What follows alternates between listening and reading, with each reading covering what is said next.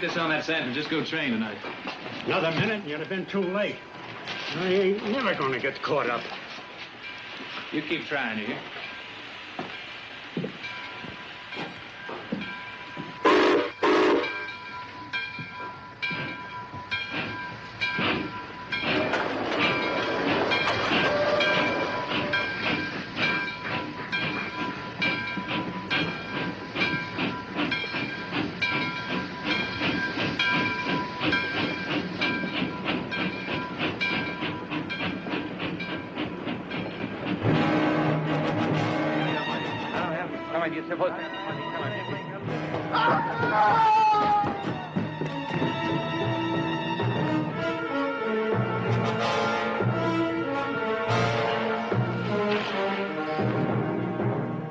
Colonel Ashby.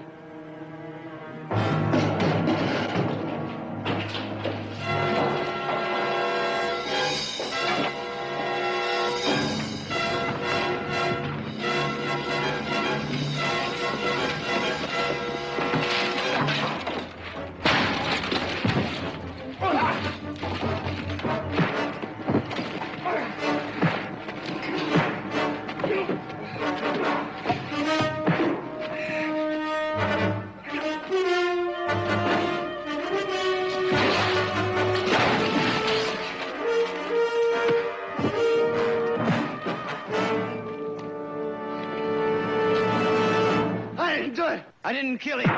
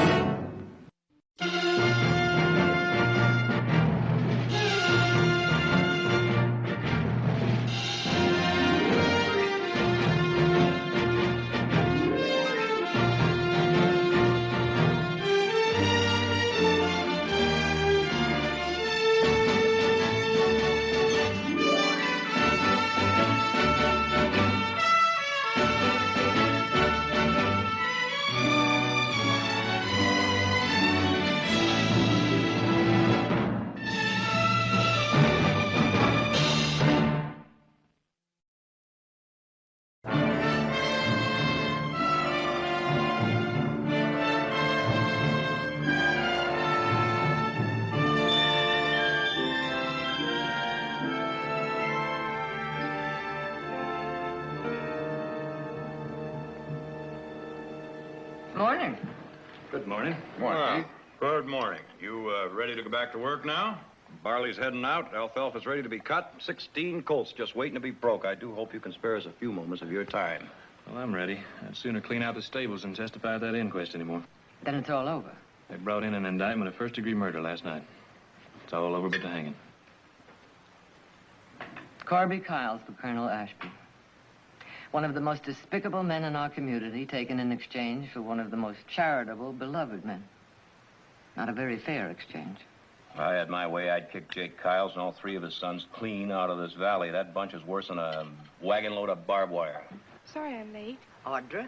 Well, good morning, Audra. Good morning. Audra. All this work going on around this ranch, I suppose you've been out dancing the moon down. Well, you're welcome to suppose all you like. You know, as soon as these odd jobs are through, maybe we ought to commence riding herd on our little sister. I'll have you know I was up at 6 o'clock this morning and picked up the plans for the orphanage for the meeting this afternoon. With Colonel's murder, you don't suppose that Mrs. Ashby will change her mind about donating that land, do you? Well, Mrs. Ashby told the committee that the children shouldn't suffer because of his death. I'm sorry, he just came on board. I want to do some talking. Jake Kyles, you get out of here. It doesn't take much of your time, Victoria. Get those hats off. And just after asking a simple favor from an old friend. Never asked the Barkleys for nothing before except to be left alone. That's the way we've been with everybody in this whole valley. Up till now. All right. What favor can we do for you? I've been all over town. Ain't a lawyer anywhere that'll even touch my boy's case. They're either afraid of Ashby's name or mad at Kyle's. Jared, he ain't afraid. He's pretty fair with them legal speeches. I'd like to hire him on. You willing? Now, Jake, you think about the reasons those lawyers turned you down. It's probably because they don't believe your son's plea that he's innocent. 'Cause ain't a one of them will even listen to his side. Jared, you're my last hope. I wouldn't have asked you neither if it weren't for the fact that your daddy and me came to this valley together. A member of my family is the prime witness against your son. I thought of that, too. But it ain't as if he's a real member of the Bárclay family. Nick. Now, Jake, I'll try and overlook that remark. But you understand this. I'll not accept your case. You're always yapping it up about justice. But when it comes to action, you're like all the rest of them do-gooders do nothing. I'm telling you, the real knife stickers in this town are the high and mighty mucky-mucks like the Bárclays. Jake, that'll be enough. Now, you heard Jared's answer. Don't make it any worse. All right, you see to it he keeps his nose out of our business. And see that he don't tell any more lies about my own son. Mr. Cowles, I don't take to anybody calling me a liar. And I'm telling you, you're testifying against Corby makes you one. Get out. Get out of here, Jake, before we forget you're an old man. Now move. Come on, Paul.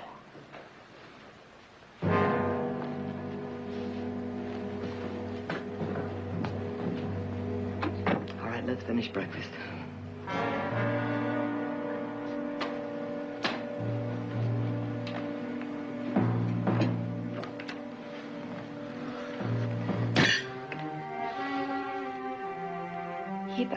I'm sorry for what he said. Thanks, sis. I'm sure if Jacob really tries, he'll find a competent lawyer. What difference does it make? Well, sometimes it has been known to make the difference between a verdict of guilty and innocent. But he caught him red-handed. And it's high-low, Jack, and the game, right?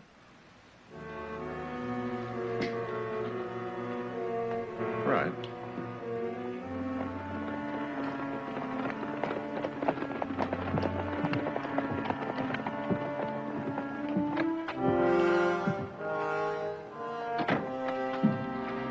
Good afternoon, Counselor. Jared. Clem, how are you? Fine. Good to see you. Say, I owe your brother Heath a drink for testifying at the inquest. He's a prosecutor's dream. Thank you, sir. Would appear so, but, you know, too bad it cost an Ashby to get rid of a Kyles. Tell me, Clem, is it true that Jacob Kyles can't get anyone to defend his son? Oh, I hear tell he's been asking around. But unless Corby decides to change his plea to guilty, I don't think he's going to have much luck. Why are you asking? Oh, it's just that he finally got around to asking me. Oh.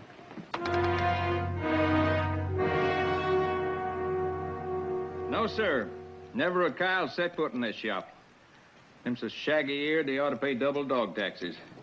I ain't complaining. I wouldn't want to dull my shears on any of them. Colonel Ashby. Well, they broke the mold when they made him. It's a grand funeral. I shaved him. Quick hanging would be a community service. Set a simple black-tongued example for the rest of them. You ought to hamstring the whole crew of them. Ought to tie 'em up in a cave, clean 'em out once and for all from the land of civilized people. The only thing, hanging won't bring the colonel back. But at least he wouldn't be able to kill anybody else, that's for certain. Nice talking to you, Slim. Thank you, Miss Bárclay. Been nice talking to you. Next. Kyles are a menace to our community. The record shows a history of 14 individual arrests during this past year alone. Corby Kyles himself has been charged with drunkenness, destruction of private property, conspiring to defraud, assault with a deadly weapon, and now we know him to be the lowest of all human beings, a murderer.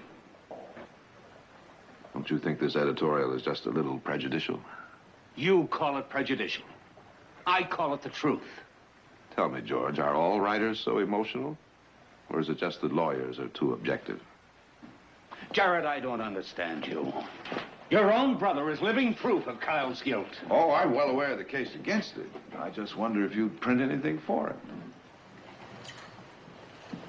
Oh, Audra. Well, who are your little friends? But these are some of the children whose parents were lost in the epidemic. I'm taking them over to Mrs. Bradshaw's house. There's just no room in the old orphanage. Children, why don't you go on to Mr. Perkins' store and tell him I said to give you each a licorice stick?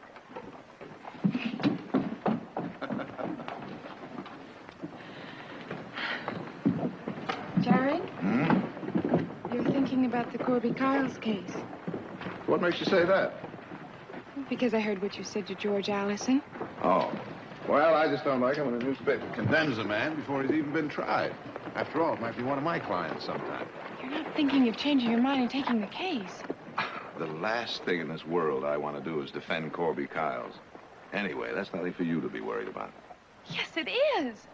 How do you think Mrs. Ashby's going to feel about being associated in the orphanage with us if you defend the man who murdered her husband?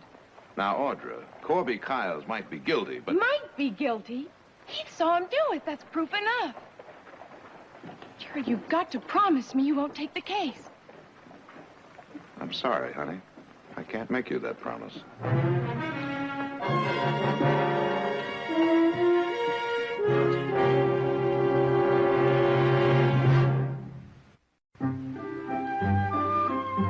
Now you see what I've been doing all year. The new orphanage is going to be as perfect as I can get it. Here are the sleeping quarters, and this is the infirmary we're giving the money for. The pantry, the kitchen, the dining room. What else do these kids do besides eat? They wash and dry dishes. Well, I wouldn't think they'd have time between meals. Oh, don't you worry. They study harder than most children. All right, I'm sold. Anything I can do, you tell me.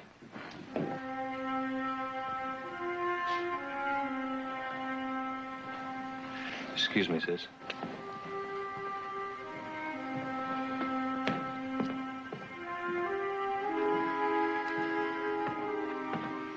Well, you're home early. Town lost its charm? No, town's fine. Well, Audra seems to think you're going to commence a war against her. Audra jumps to conclusions. Jared, if you knew a man was guilty, would you defend him? Only to save his life by pleading for mercy. Especially if there were extenuating circumstances. But if he claims he's innocent? Well, that would depend on whether I could believe him or not. Do you believe Corby Kyles killed Colonel Ashby?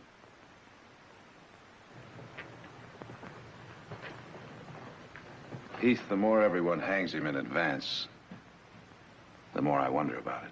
I saw him, Jared. You think I made it up? No, of course not. But you still think there's a possibility that Kyles didn't do it? At this moment, yes. There's a shadow of possible, but not probable doubt. Even though you sincerely believe you saw him do it. All right. Then I want to make it clear that you don't turn him down on my account. Thanks, Heath. But that's the cart before the horse. I haven't even talked to the party in question yet.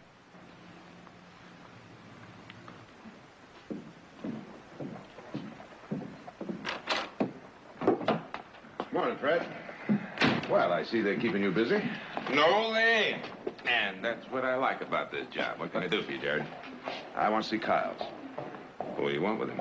Maybe offer to draw up his will. Can I see him? Come on ahead and waste your time. You ain't got nothing worth leaving as far as I can see. Kyles, you got a visitor.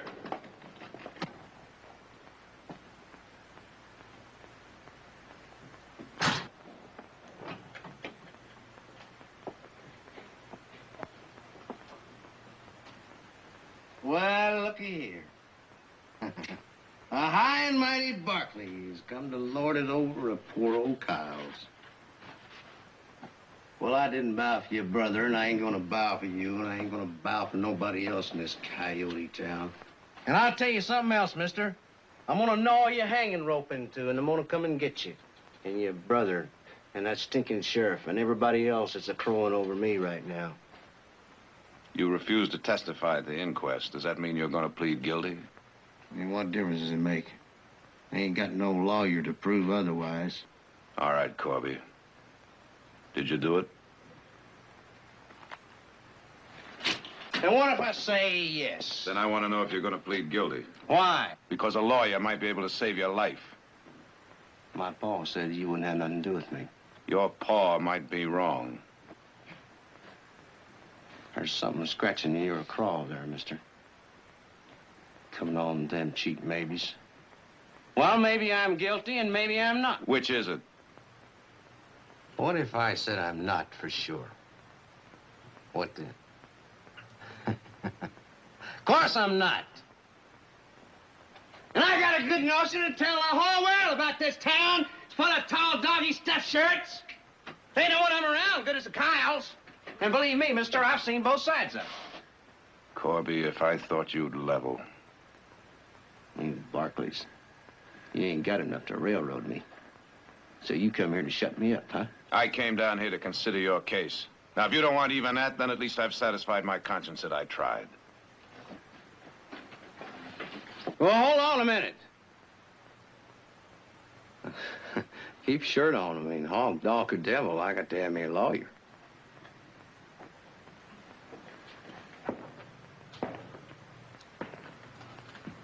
All right, then, you tell me the truth. Plain and simple. You wouldn't know the truth. You run over it in the street. Try me. All right, you want to know about your high and mighty, rich, respectable Colonel Ashby? He had 2 suits. One of them was clean and one of them was dirty. You want to know how he got his real money? He got it from opium. You're lying. And let me tell you that that kind of talk is only going to dig you in deeper than you are already. I figured you'd say that.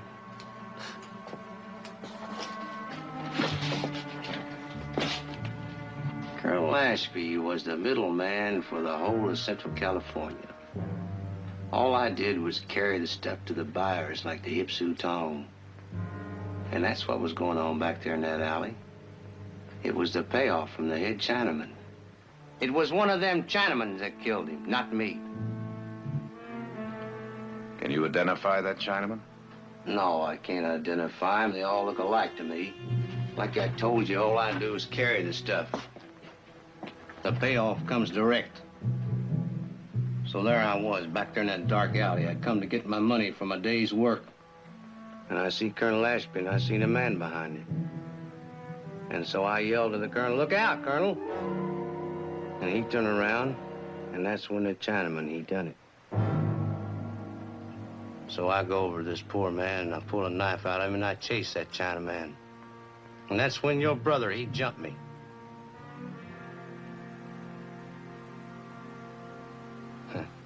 Oh, what's the difference? You ain't gonna believe me, 'cause I ain't nothing but a Kyles. There's one difference. If your story is true, it will ruin the reputation of one of the most respected men in this state.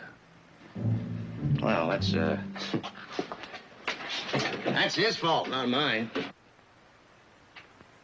My brother testified that he saw you stab Colonel Ashby.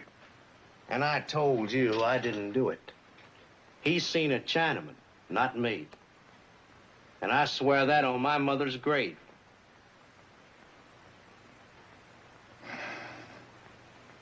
Your story is so bad, I'm almost tempted to believe it. Well, thanks, Jared. Don't you ever call me Jared.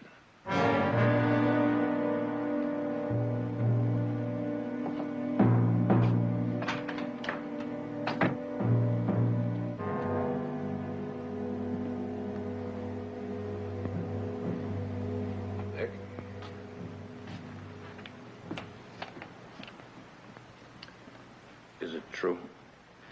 What? You're going to defend Kyles? No. But it's true I'm thinking about it. You're going to think yourself right into a hole, brother. The more you think, the deeper you're going to get. No, Nick, I'd say it's more like treading water. Looking for a bottom that should be there, but isn't. Well, I just don't see feeling sorry for Kyles. They came here with the same chances our parents did. The same kind of land. And enough land to keep 3 boys out of the trouble that they're always in. Look, why don't you give some of that good advice about how to run their place to them? Because it's none of my business giving advice to people that don't want it. Jared, how long has it been since you've been out to Kyle's place? A long time. Why? Well, why don't you take a ride out there? Maybe you can find that bottom you're looking for.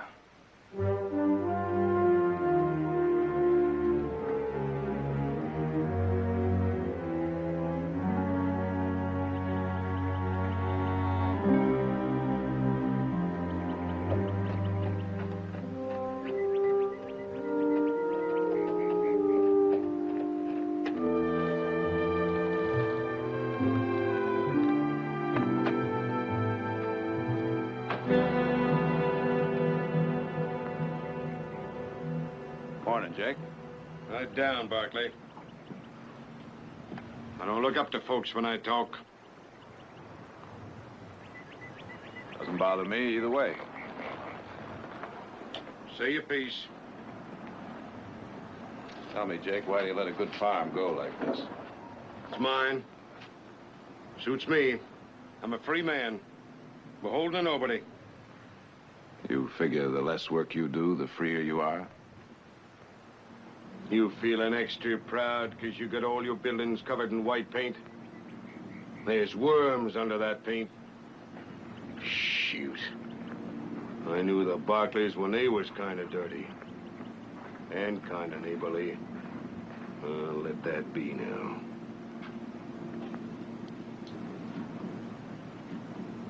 Morning, boys. But you didn't come all the way over here just to insult me. Maybe you came over to tell me your so-called brother decided against testifying. No, I'm afraid not, Jake. I just came over here to see if you're having any better luck getting a lawyer for Corby. None. You all are the same stripe. Soon as one of you hears a Kyle's within 18 miles of a crime, you right away figure it's him what done the dirty work.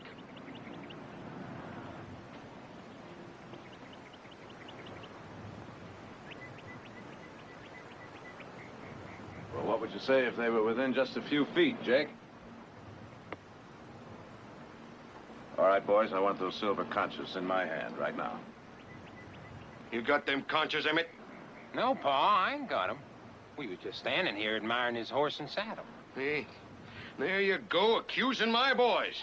Well, now, suppose we take it on the evidence, Jake. Those silver conchas were on that saddle when I rode in here. Now they're gone. Well, now, that don't prove nothing. Hand them over. Get away from me. Let go! Let go of me! I didn't do it! I didn't do it!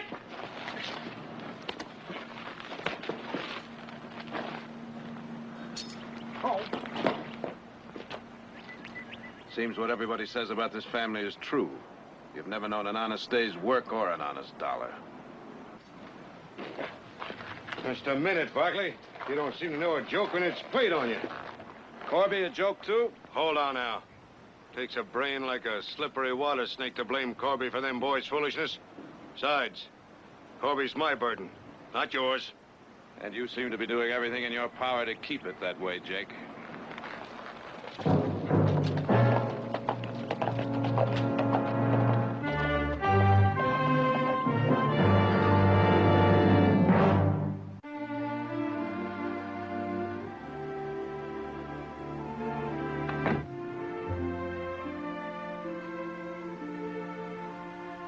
You know, I think I'd recognize that perfume in the middle of a desert sandstorm. My, you look as lovely as summertime itself. Thank you. What brings you to town? Oh, the place to discuss law is in the lawyer's office, not at a breakfast table. Very well, madam. Would you please state your legal problem? Jared, there's nothing in the law that says a lawyer has to defend any special person. I mean, a lawyer has the right to refuse the case if he so chooses. If he has a good enough reason. No, there's nothing in the law that mentions he has to defend any special person. But when a lawyer takes his oath, he swears to defend justice and the Constitution. Audra says the committee believes that Mrs. Ashby will change her mind about giving the land to the home if you defend Corby Kyles. Yes, I've heard that. But in theory, that should have no bearing on the case. If you do take the case, that means you will attempt to discredit Heath's testimony. If I take the case. Jared, from the day Heath came to us, he's had to prove to the people in this valley that he's the equal of anyone, that his word counts no less than any other Barkley. Oh, Mother, don't you think I've thought about that? You know I don't want to hurt Heath, but he's told me he doesn't want to influence my decision either. Nonetheless, you will hurt him. Yes. So that puts me nicely in the middle, doesn't it? Sure. I promise you, I will carefully consider everything you've said to me.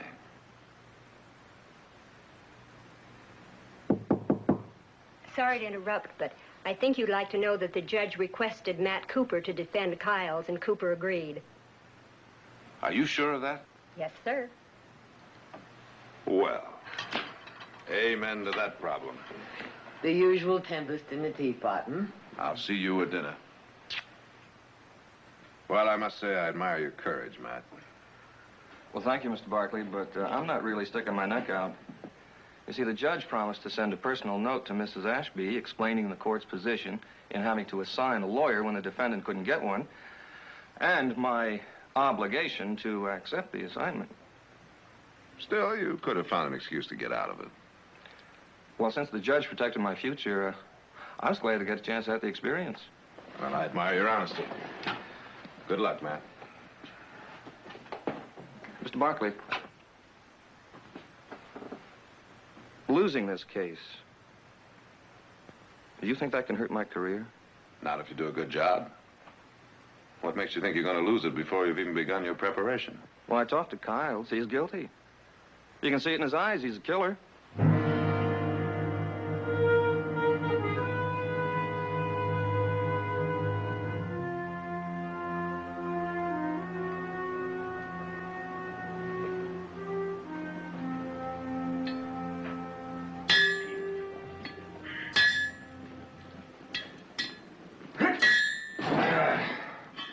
Well, I'm bushed. You figure to work on that all night, do you? I want to get it fixed right. Sure you won't need any help. No, it's just about through, Nick. Well, I'm going out to bed. I'll see you in the morning. Night. Night.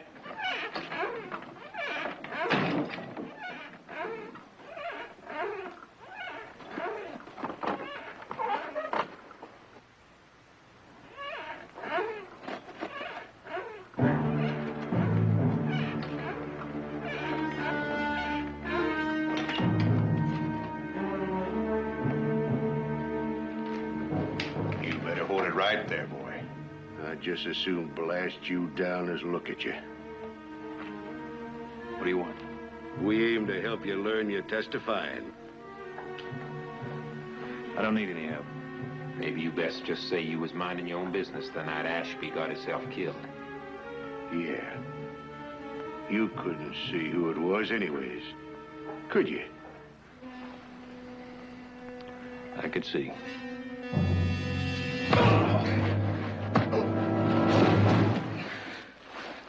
Just don't you tie in Corby Kyles with no knife, no alley, no killing. I caught Corby red-handed. You're wrong, mister. Maybe dead wrong. You don't want to get your family into trouble, do you? If it takes burning out that fancy house or if it needs killing cows, it'll be done. And that prissy sister of yours, she could easily end up on a boat to China, and it's a long, long way back.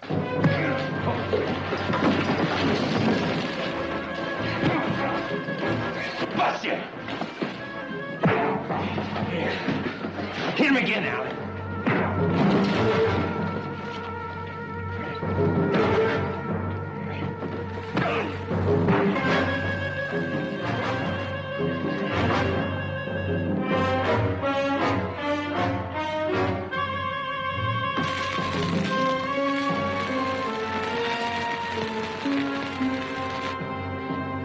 You better listen now.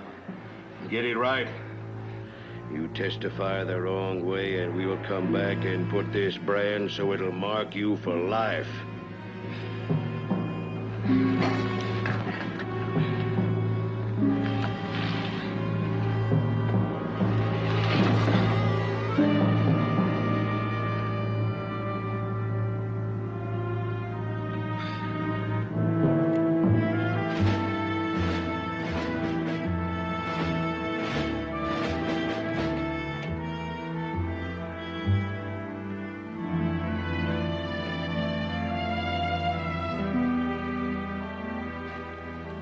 What happened? Who did this? One guess. Kyles? It was them. Me and the boys gonna do a little visiting. Nick, you know better than to play vigilante. In this case, I wish I didn't. What'd they say? They threatened the whole family if I testify against Corby. I see. Jared, no one can stop me. I know that, Heath. And I promise you they'll be punished. And to think you were considering defending one of them. Corby is not responsible for what his family does.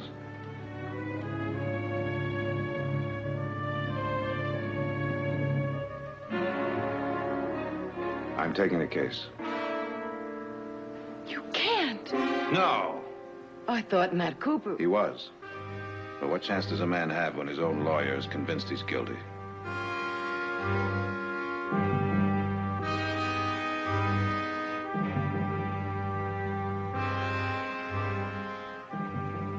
I have no choice.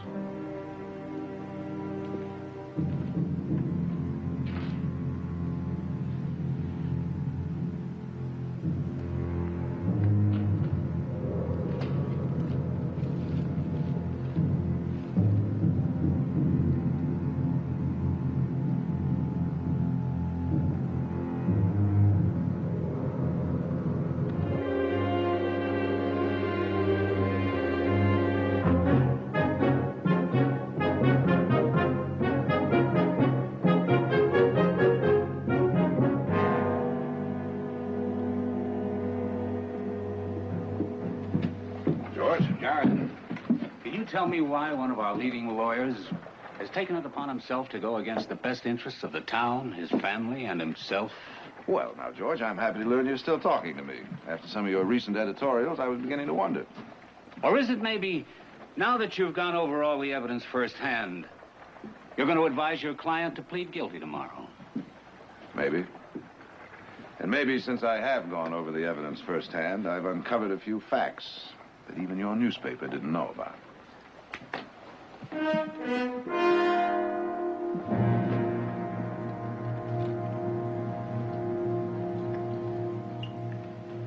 Here's to success.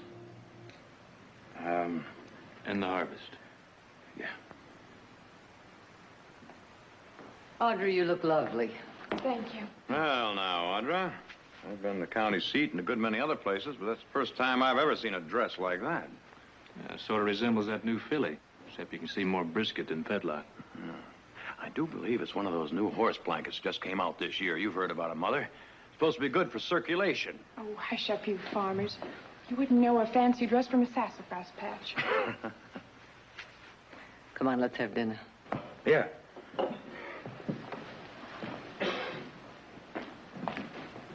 Any word from Jared? No, not a word. Wonder where he is. Excuse me, Mr. Nick, but Mr. Luke told me to tell you the time has come. Oh, Cedar Bun's coming full. Excuse me. You're going to hold her hoof, Nick? Something like that. Well, I'll bring you a roast beef sandwich. Thanks, Heath. Nick, Karen. Sorry I'm late. Jared? Audra.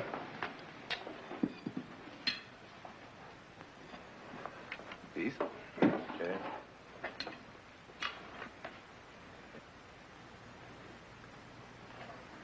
Well, I take it it's true. Mrs. Ashby's back down. And I can't really blame her. So I guess there'll be no new orphans home until we find a new piece of land. Audra, I guarantee you'll have it. No, it isn't just the land or even the money. It'll take another year to reorganize, and that's another year out of those children's lives. Honey, it won't be that long. I'll help that committee speed things up every way I can. And until then, believe me, I'm sorry. Jared, maybe it isn't your fault. Maybe it's just the times that we live in that allow children to suffer so much. Well, whatever it is, I hate it. Audra. Jared.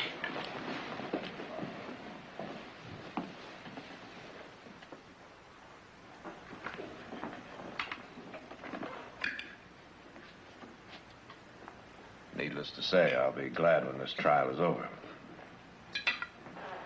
Think you got a chance, Jared? Good one, based on what I've got. Only I've heard that Green has a surprise witness. That worries me. And I don't.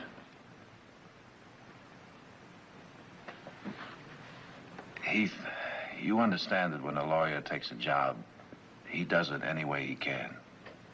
No holds barred. So that means if you can, you're going to turn me upside down and inside out. That's what it means. I'll be ready for you.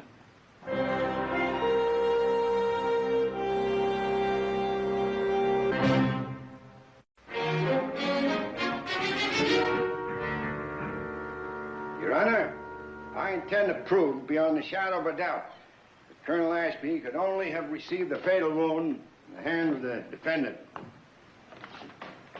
Now, Mr. Kiles, when questioned by Mr. Barkley, you stated that this here knife is your personal property. Yeah, that's my knife. I made that knife myself. And this knife belongs to you too, doesn't it? I told you that that's the knife I pulled out of Colonel Ashby's stomach before I chased the Chinaman that stabbed him. In your testimony, Mr. Kiles, you said you wouldn't own a knife like this. Now, why should we believe you? Can I show you something?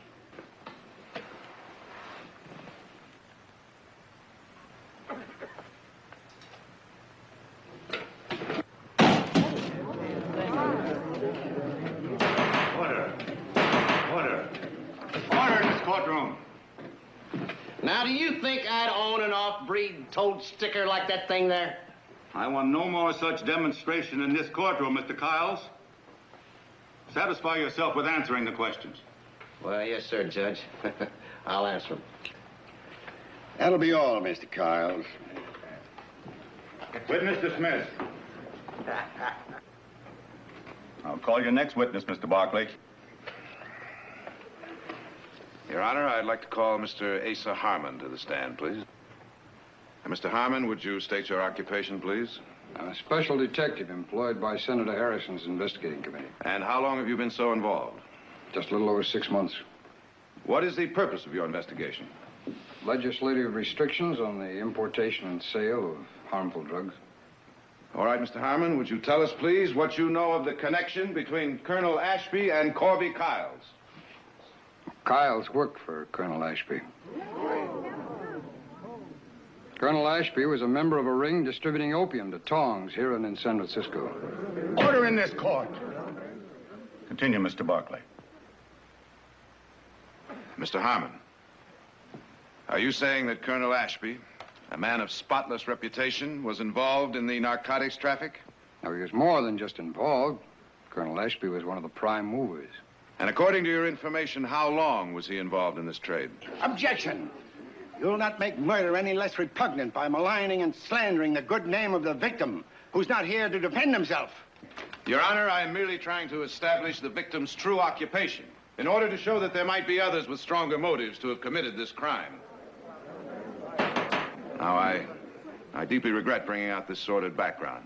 However, I am sworn to defend my client by all possible means. Objection overruled. Please answer the question, Mr. Harmon. How long was he so involved? We have records showing that Colonel Ashby has been involved in the narcotics trade for over a period of 20 years. Then it is credible to believe that he may have made an arrangement to meet somebody else, possibly a member of the Tong, in the alley that night. Yes, sir, I would say so. Now, Mr. Harmon, would you tell us, please, what you've been able to find out about the narcotics traffic and how it operates? Yes, sir.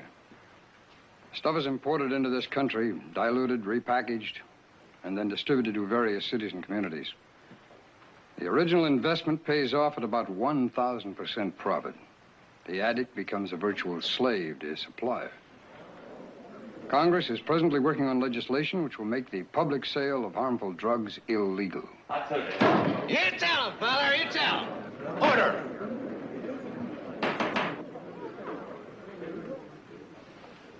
Thank you, sir. No further questions. You wish to cross-examine Mr. Green? Thank you, Your Honor. Not at this time. That'll be all, Mr. Harmon, and thank you. You're dismissed.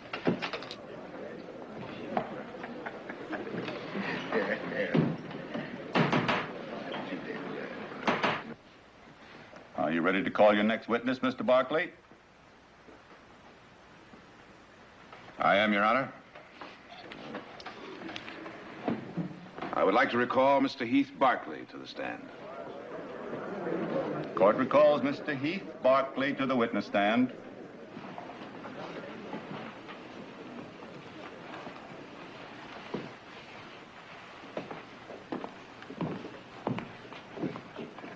Mr. Barkley, you're aware that having been sworn in before, you're still under oath to tell the truth?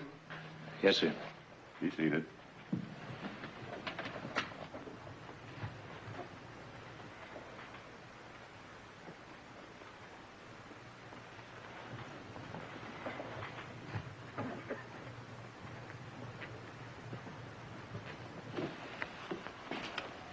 Mr. Barkley, according to your testimony earlier in this trial, you stated that the quarrel you heard from the alley sounded like such a critical matter that you felt you should interfere.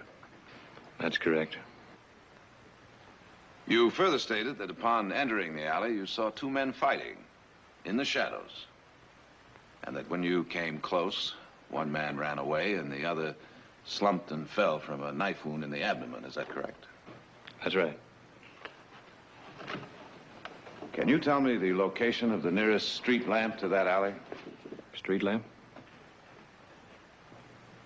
No.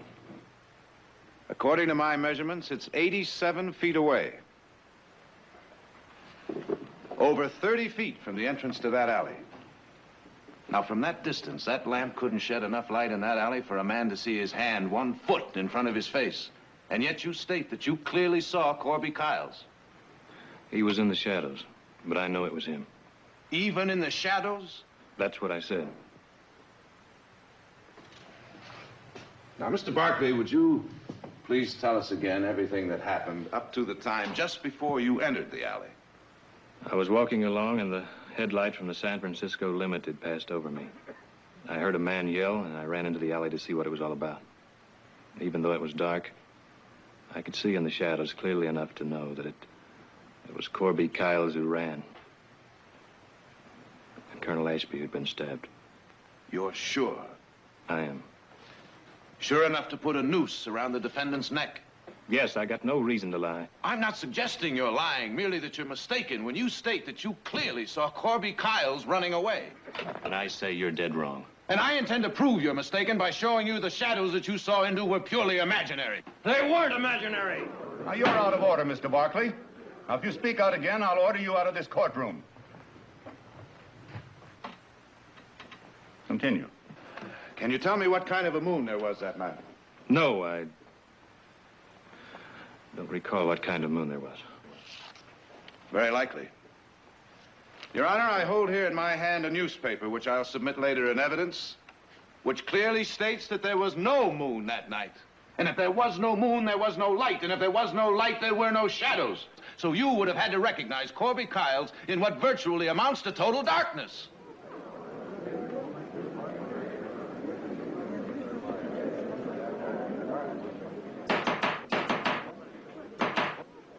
Now, I submit to you that this is really what happened.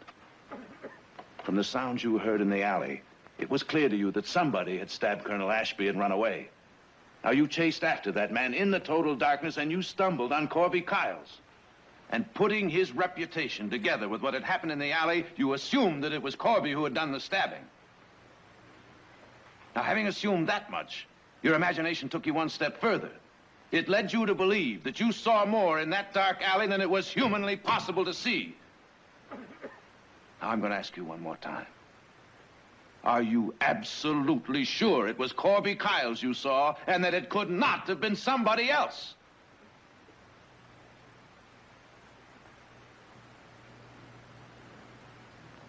No. I guess I'm not sure after all.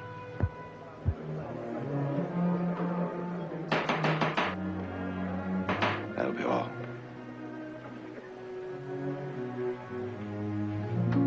Any further questions, Mr. Green? None, Your Honor.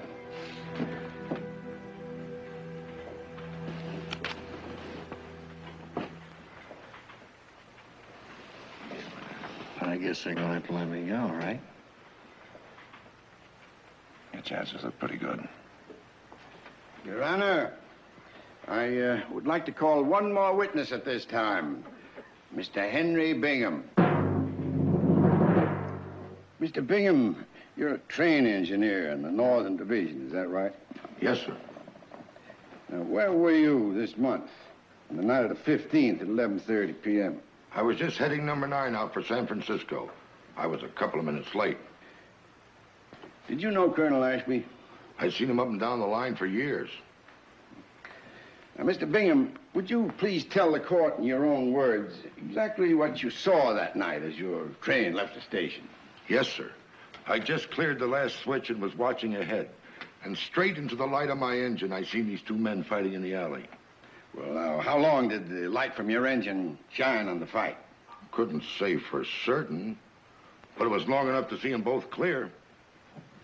Well, go on, Mr. Bingham. Tell us, who did you see? The one that was well-dressed I recognized right off as Colonel Ashby. The other one I recognized at the same time. What was the other man wearing? Farmhand dress is the best I can tell you. Well, now, Mr. Bingham, I can readily understand how you might have recognized Colonel Ashby right off, but how can you be so sure of this other man? I saw his face real clear, and I'd know his face from any other in a second. Oh, well, now, why is that? I'd seen him many times hanging around the station when I was changing trains. Never knew his name, but I'd never forget his face. Mr. Bingham, why is it taking you so long to come back here to testify? When I read about Heath Barkley catching him red-handed, why, I figured it was cut and dried, without my having to come down here to say my piece. Then I read about the trial going on, and I sent the telegram. Could you make him shut up? Could you make him shut up? Mr. Bingham, about the man you saw that night fighting with Colonel Ashby in the alley, is he here in the courtroom? He is. Would you point him out, please?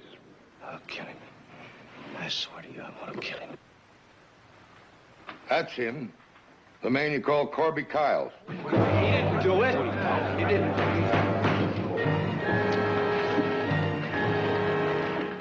What do you mean? You couldn't have seen me? I mean, nobody could have seen me do it. No, nobody could have seen me do it, huh?